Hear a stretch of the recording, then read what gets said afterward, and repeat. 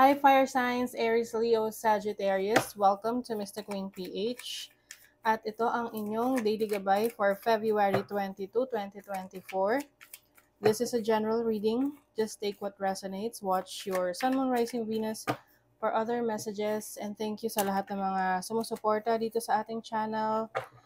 Just a reminder, gamitin nyo lamang tong gabay. And pa-follow, like nila na ating Facebook at TikTok. Lahat po yan, Mr. Queen PH. Like, share, subscribe, turn on post notifications para lagi kayong updated sa ating mga readings. And please check out my Shopee. Available ang mga protection and prosperity items, bracelets, zodiac sign bracelets, and many more. Link on the description. Okay, let's see. Fire signs, ano naman ang ganap sa inyo ngayong araw na to? First house, yourself. Fourth house, family, home life. So, maaring ang concern nyo for this day ay ang inyong mga sarili, ang inyong bahay, anything na related sa bahay, sa family ninyo. Maaring merong renovation sa bahay or meron kayong kailangang ayusin, asikasuhin. With Leo energy here, this is being creative. So, maaring magiging very creative ka ngayon sa bahay nyo. Magre-redecorate ka. May mga ayusin kang kagamitan. And maari ring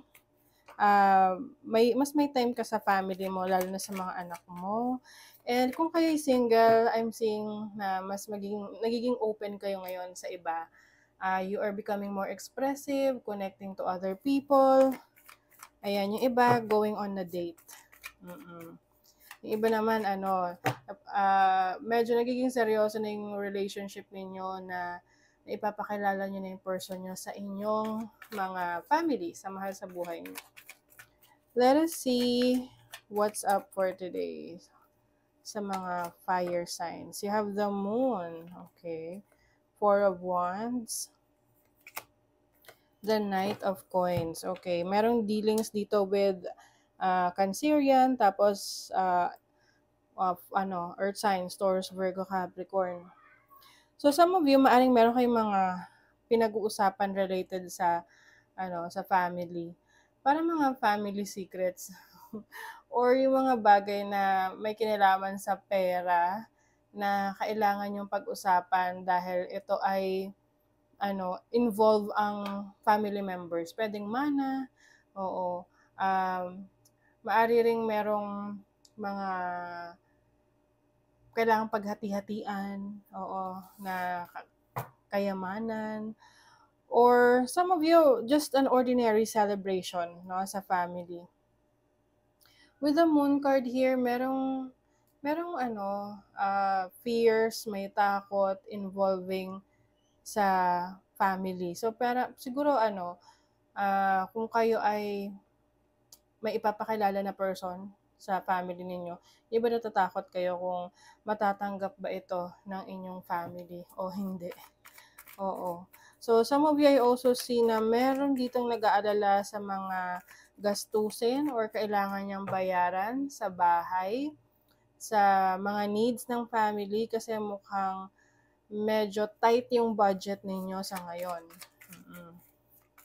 So, speaking of money, career, finances, so you have the Eight of Wands, the Four of Swords. O, ang daming mga bills ngayon parating sa inyo. So, ang rito is kailangan yung i-manage ng maayos yung pera nyo. Pwedeng maraming palabas na pera ngayon. So, kailangan medyo magpahinga muna kayo sa spendings ninyo. Kung meron kayong hinihintay na messages, updates sa mga ina-applyan nyo, pwedeng meron darating, no? Kaya lang, ito yung hindi mo inaasahan. Hindi pong may in-applyan ka, pero ang nag-respond ay yung hindi mo gusto na ina-applyan. Ganon. Merong help, may tulong. Someone will help you from a distressful situation sa pera. So, kung may nangangailangan ng pera, o ayan nga, medyo nag-aalala kayo ngayon sa finances ninyo. Yung iba, meron kayong talento sa creativity ninyo. So you can use your creative talents and skills para, to earn money, no? Kahit ano pa yan. Paggawa ng siomai, paggawa ng mga appliances, ng mga, furnitures.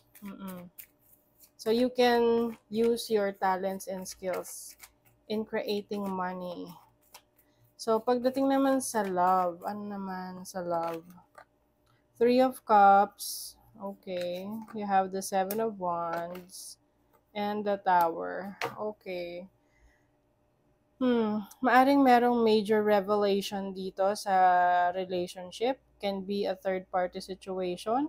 Pag sinabi naman nating third party, hindi naman laging ang involved dyan ay romantic partner. Pwedeng mother-in-law or anything na pumapagitna sa nasa relationship.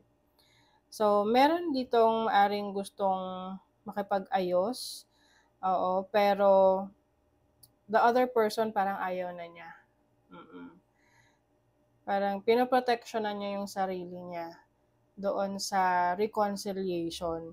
Pwede rin kaibigan ito, na merong gustong makapag-ayos sa'yo na kaibigan, pero parang feeling mo, wala na nasira na yung tiwala mo sa taong to, kaya no way na, no? Oo.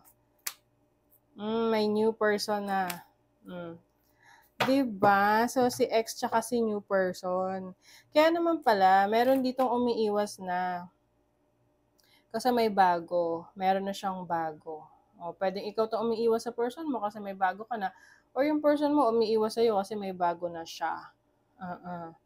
So, maari itong, yun nga, may involvement rin ng third party situation na pwedeng nalaman mo, no? Meron ditong nalaman niya na meron pa palang iba, and then, yun yung naging dahilan kung bakit nasira na yung relationship. And ngayon, sila na yung magkasama. So, nasa sa'yo kung ipaglalaban mo to. No? But I feel like someone is walking away in your life. Or maaaring ikaw tong mag-walk away sa relationship.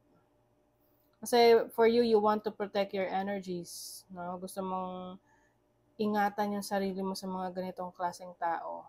Pwede kasi ang involved dito, kaibigan eh. Oo, malapit rin sa'yo.